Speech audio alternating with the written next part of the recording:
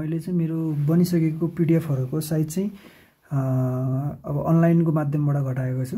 एउटा सजिलो तरिका भनेको त्यो smallpdf.com/compress.pdf भन्ने यहाँ गएर आफ्नो सिधै फाइल चुज गर्न सक्नुहुन्छ। मिडिया फिगरबाट सिधै फाइल चुज गर्नुभयो भने जस्तो यो फाइललाई मलाई रिड्युस गर्नु पर्यो भने यसले अपलोड गर्छ। बेसिकमा थिच्ने, बेसिक पछि अब यसले चाहिँ अब 3 MB को फाइललाई 268 KB मा गरिसकेपछि यसलाई डाउनलोड गर्ने।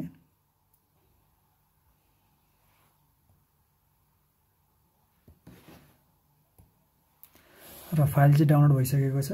यसरी चाहिँ तपाईले कुनै पनि पीडीएफ को साइज चाहिँ घटाउन सक्नुहुन्छ। अब यो बाहेक अर्को यसको साटो यसबाट घटाएर कहिलेकाहीँ चाहिँ यसले फेरि नघटाइदिन सक्छ। त्यही भएर अर्को साइट पनि छ हामीसँग अनलाइन टु पीडीएफ भन्ने। र यसमा चाहिँ हामीले पीडीएफ को यसको पनि फाइल साइज रिड्युस गर्न सकिन्छ अहिलेको जस्तै तरिकाले। पिकरबाट गरे यसले चाहिँ यसमा पनि त्यसरी नै गर्ने हो। र फाइल उस भएर चाहिँ कन्भर्ट गर्ने।